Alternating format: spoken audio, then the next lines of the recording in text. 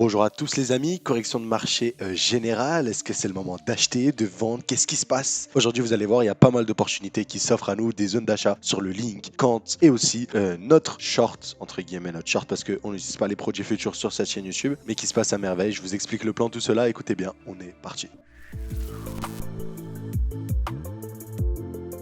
Comme d'habitude, n'oubliez pas votre formation au Smart Money Concept offert dans la description. Voilà, ceci étant dit, passons à l'analyse et on va voir le cas de Solana. Solana, on avait dit qu'il y avait une espèce de distribution qui se confirmait et que c'était intéressant de le jouer à la baisse. Et je vous avais parlé de mon challenge, de mon fameux challenge où j'allais essayer de passer de 1 Solana à 10 Solana simplement en le l'achetant et en le revendant avec les Smart Money Concept. Du coup, on l'avait vendu à environ 110 dollars. Là, le Solana est à 92. Donc là, pour l'instant, techniquement, avec un Solana, là, j'ai gagné environ, passe de 1 Solana à 1,2 Solana, ce qui n'est pas négligeable, surtout si on a des targets de Solana autour des 500 dollars, imaginons. Voilà, ça fait quand même une belle somme, mais le but, ça va être de monter beaucoup plus haut et on va voir un peu ce que je pronostiquais. Du coup, dans le Discord et dans le Telegram, je partageais un peu ma vision sur le Solana et ça se passait à merveille parce qu'on a utilisé les Smart Money Concept. Du coup, je m'attendais à ce que ça baisse, mais qu'on ait une réaction dans ce bloc-là, ce qui était tout à fait normal. Beaucoup pensaient que c'était une reprise de la hausse pour Solana. Non, non, non. On s'y attendait, on savait que le prix allait exploser. Vous l'avez vu. Hop, j'ai mis mon trait là, on a réexplosé. Ensuite, je m'attendais à ce qu'on revienne dans cette zone-là.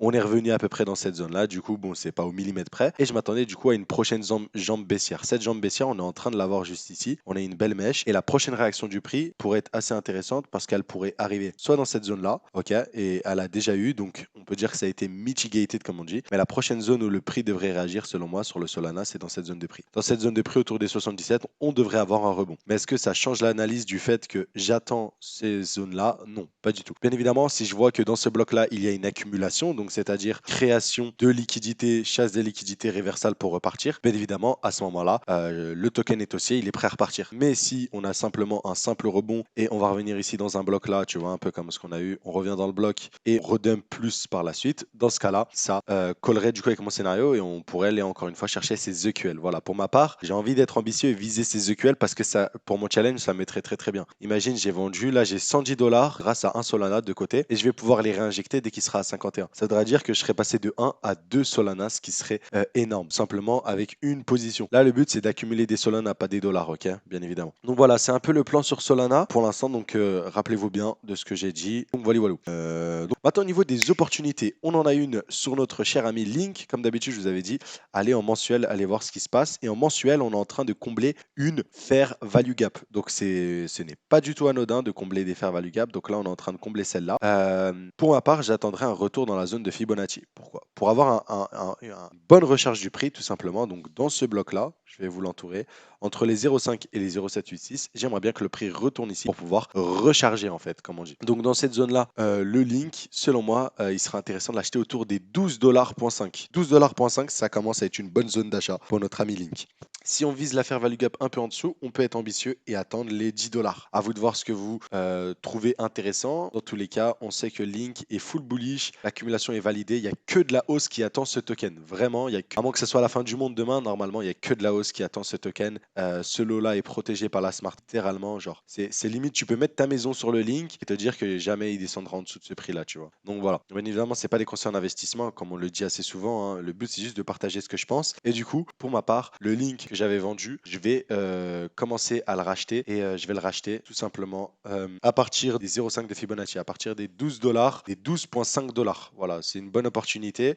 Donc, j'ai pas vendu tous mes links, hein. J'ai toujours mon bag long terme. J'ai vendu une petite portion pour en racheter pour moins cher. Et là, vous allez le voir. Je m'attends à ce que dès qu'on a un retour dans ce bloc-là, ce qui pourrait être cool, c'est de combiner la FVG en mensuel plus des niveaux de Fibonacci. Et ça nous donnerait du coup un retour vers les 10 dollars pour le link. Si c'est ambitieux, on verra bien ce que ça donne. Mais en tout cas, le link très très bullish. Et pour le coup, on commence à avoir de très belles opportunités sur ce token-là. Reparlons du flux. Je vous avais dit que c'était haussier, bien évidemment. Là, bon, il y a une correction générale de marché. Mais on commence à revenir dans des zones assez intéressantes. Donc là, on est en train de. Là, je suis en weekly, on monte en daily, ça donne quoi? On est en train de revenir dans un bloc. Ok, celui-là, on avait déjà réagi une première fois. Il semblerait que, bon, pourrait repartir incessamment sous peu à la hausse. Ce qui me fait peur sur le flux, et je vous l'avais dit, et ce qui est dangereux, entre guillemets, c'est qu'en mensuel, la structure n'est pas haussière. Et on a l'impression d'avoir la continuation, en fait, fait de cette tendance baissière. Ok, je vous avais montré qu'en vrai, ça ressemblait à une accumulation. Normalement, ça c'est protégé par la smart money. Ok, et qu'on a eu notre COS mais en weekly. En monthly, vous avez vu, ça explose et ça retrace, ça explose, ça retrace, ça explose et là ça retrace. Pour le coup, je suis assez confiant à ce qu'on reparte, mais c'est pas impossible. N'oubliez pas ce scénario. On met juste toutes nos probabilités de notre côté, donc voilà. Et puis dans tous les cas, s'il y a une correction, moi ça me plairait. Ça va pouvoir, je vais pouvoir acheter des flux, lancer des notes, faire plein de trucs. Donc en vrai, je m'en fiche un peu. Je suis pas très émotionnel par rapport à ce sujet-là. On peut pas avoir toujours raison, bien évidemment. Et on est totalement transparent. Tu peux voir toutes les vidéos qu'on a sorties. On en sort une à deux par jour. Tu peux voir que bon, voilà, le taux de réussite, il est là quand même. Maintenant, on a aussi le Matic qui est hyper intéressant. Mais vous l'avez vu, tous ces setups-là sont assez tricky, comme on dit, assez piégeurs. On est revenu parfaitement dans ce bloc-là. Ok, c'est un order block. On a parfaitement réagi. On est en train de retracer. Donc là, en mensuel, voilà, il n'y a pas grand-chose. En weekly, ok, justement, c'est ça où là où c'est intéressant, c'est que même ici, la structure n'est pas forcément très très claire, quoi. Vous le voyez. Donc c'est pour ça, ce genre de truc, je fais attention. Le Kant, il me semble intéressant, les amis. Le Kant, il semblerait que bon, là, depuis que j'en ai parlé, ça a pas mal explosé. On revient dans ce bloc-là. On pourrait repartir, bien évidemment. Pour moi, ce lot-là, protégé par la smart money. Pourquoi? Parce que là, on a eu notre fameuse accumulation et là, on a eu notre COS, tu vois. Donc là, tout le long, même là, on a des parfaits EQL juste ici. Donc voilà, pour le coup, je m'attends à ce que ça aille plus haut. Dans tous les cas, vous avez vu mon stop loss, il est un peu là parce que bon, je le joue sur l'année 2024, quoi. Sur un, 2 mois, histoire de prendre 128%. Sinon, bah voilà, je m'en fous de prendre des 10%, tu vois ce que je veux dire. Donc voilà par rapport au Kant. Et dernier token dont je voulais vous parler, c'est qu'on commence à arriver dans des zones intéressantes. C'est pour le RNDR.